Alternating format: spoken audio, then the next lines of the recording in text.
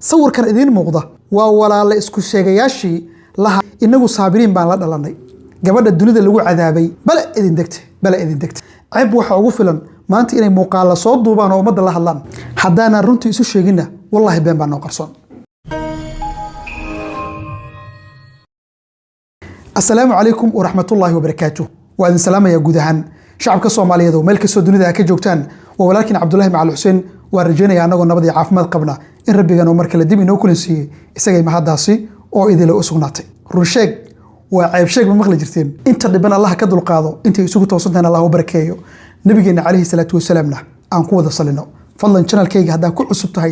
هاي لا بينا سبسكرايب يسارته موقال كان على لايك سارته وحيت لي تصال أنا كيف تكومنت قاعد يقول وذاكته أد بقى ما صلته والله ليال وحندوريا إن إذن لو ذاكو عرين كله أو أد مهمة أو ضد كان الصومالي ذو حد يسرنت كشيء ولي جود يسمح بقى جاي دونين أنت اسمع حكم ده صورك والله لي halka idinkaga muuqda waa dadka aad aragteen ee maanta marka loo eego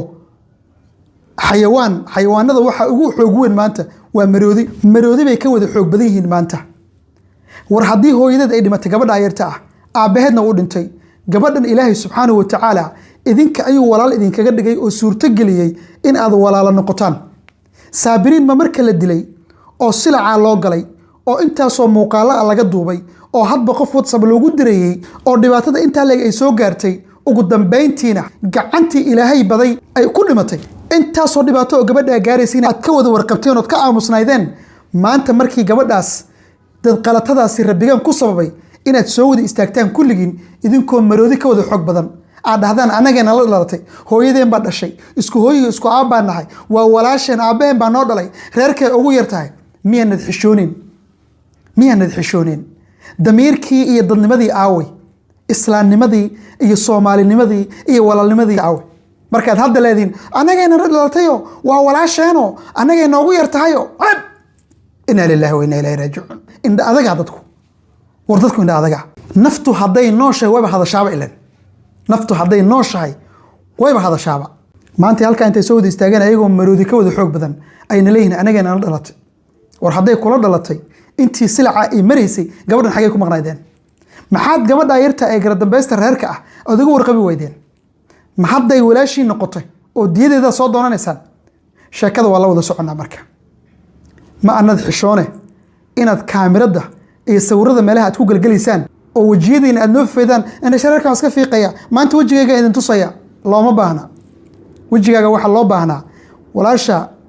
oo reerka ugu yar silaca aad ogeed markay ay mareysay inaad wajiga fiiqatay ahayd ee maanta ma ah waa cayb waxas war dunidana walaalo lagu yahay gabadhaas waliba haduu qof rag ahaan lahaa waxbay aan lahayd war qof dumar ah oo cawra ah oo gabadha yarta ah ee waalidkiin idinkaga dhintay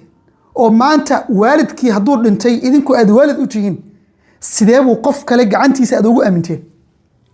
sidee baad ku ogaan weydeen gabadhiina yarta ah ee dhibaatada inta ay ku dhacayso ee hadba WhatsApp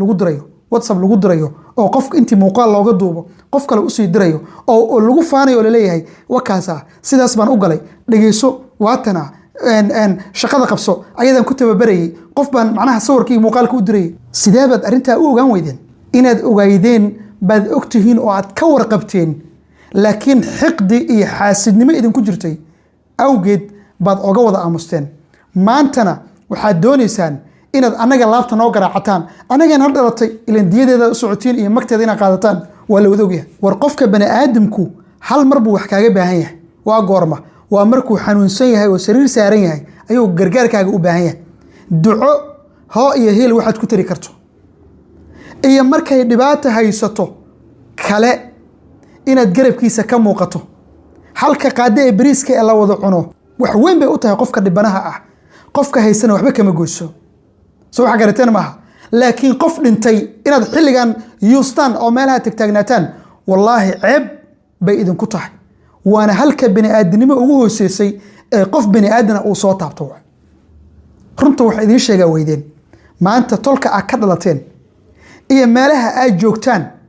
dadka halkaa jooga ee dariskiinu waxaa ku habooneed inay intay idin wada qabtaan dheengad idinla dhacaan oo idin garaacaan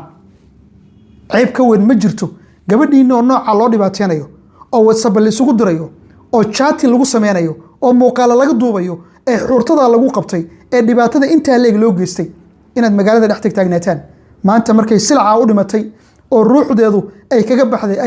ayay ayadoo dheeso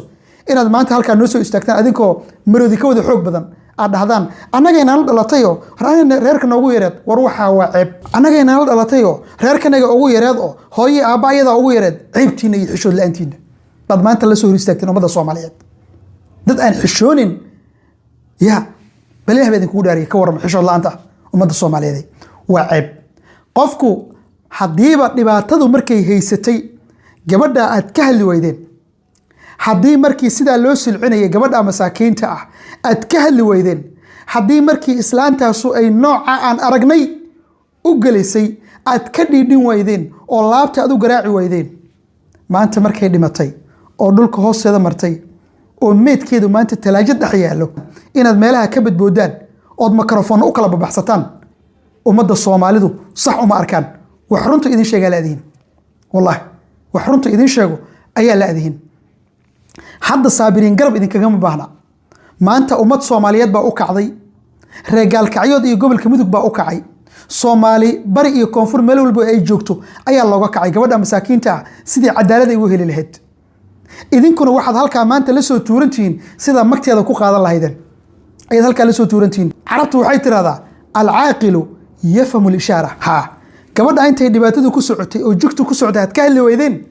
maanta markay dhimatay inaad idinkoo inta la wada la eg aadna soo hor fariisataan oo fafakataan waxa u aragnaa anagu inaad magdoontiin magteeda inaad u socotaan mag waxa ku lahan lahaydeen saabiriin intii ay nooleed ee dhibaatada inta leeg ay ku socotay inaad ka damqataan oo aad ka dhiidhisaan oo gacanta gardarada ah ee saabiriin ay ku dhacday inaad ka qabataan oo dhahdaan hush aad dhahdaan oo ku istaagtaan maanta diyadeeda iyo magteeda waa lahan lahaydeen laakiin gabar aad silciseen oo aad soo tuurteen oo dhibaatada inta leeg loo geysanayay oo aad ka warqabteen oo intaas oo WhatsApp la isugu dirayay oo chatting lagu sameynayay aad ka warqabteen inaad maanta la soo dig ii dam dhahdaan waa walaasheen reerka ugu yareed shame on you ceeb bay idinku tahay saasna mag lagu qaadan maayo saabiriin Soomaali baa u taagan Soomaalidii u kacday u istaagtay baa xuquuqdeedana u soo dhicinayso ayagoo rabbigood kaashanayo biidnillahi alkariim bala idin degtay inay iska aamusaan bay ahayd ceebtooda ceeb inay maanta ummadda la soo dhex istaagaan ceeb waxa ugu filan maanta inay muuqaal soo duubaan oo ummadda la hadlaan ceeb ka weyn ma jirto haddaanan runta isu sheegin wallahi been baa inoo qarsoon war intaa ka badan ma hadli kare aad baa u mahadsantihiin salaamu calaykum waraxmatullaahi wabarakaatuh